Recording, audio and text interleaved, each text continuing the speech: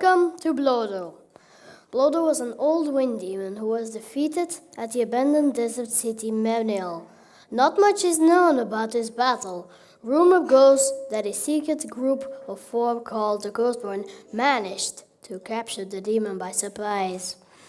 They sealed him into a dragonite container and buried it deep in the sand, somewhere outside of Mevniel, for no one to be found. The Ghostborn were never heard of again. Now, centuries later, Blowdoh is nothing more than a legend to the Ebony, the people of Vanderborght.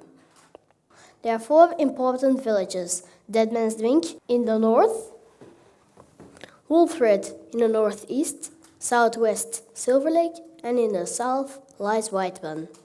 The rest of the land is green and bushy, except for the farmland. The weather is almost constant, with a light breeze and an occasional shower in the evening. The Ebony are healthy and wealthy people.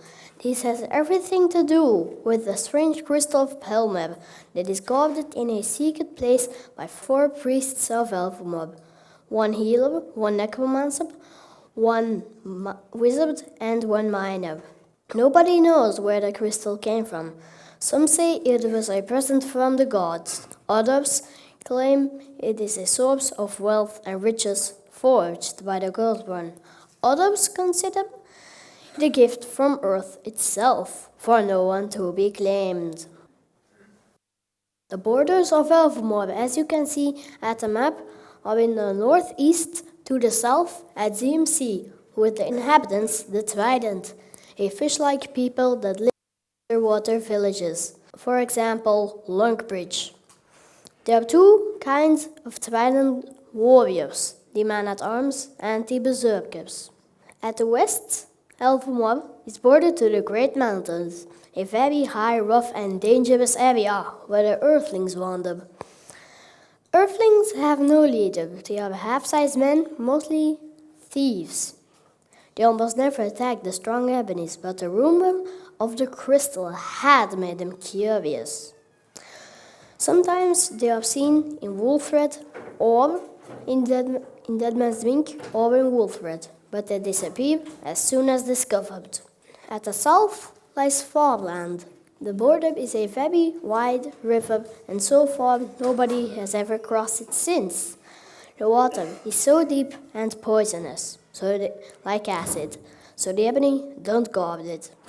Now, at the latest meeting of the four keepers of the crystal, one member got into a fight with the others. Accassian, the necromancer, who had not so long ago had accidentally touched the crystal, wanted to steal it at whatever cost to keep it for himself.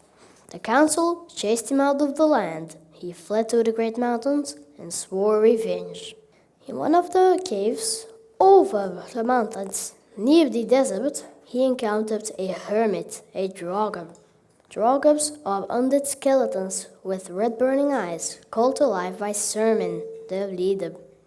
They are unable to speak to the living and live in the desert as nomads, somewhere outside of Mevniel. Since Accassian was a necromancer, he could communicate with the creature and heard about the whisper that Blowdoh indeed had been entombed, but that a part of him was still on the loose.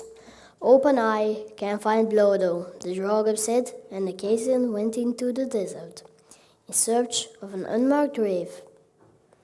After a week, he spotted south of Mevniel a wind-blown waveform in the sand and started digging. There was the dragonite coffin. He had found the demon. He set Blowdoh free at the cost of his own life. The coffin exploded with a very terrible blast, so enormous that earth trembled all the way into the high icy north, where the first of many skulls plunged into the ocean, drifting towards Aegean Sea. Blowdoh for the first time, climate change had begun. Then he raised Accassian from the dead and made him high priest of the Daedric, in mutant form of Ebony. For now on, he was called the prophet. To be continued.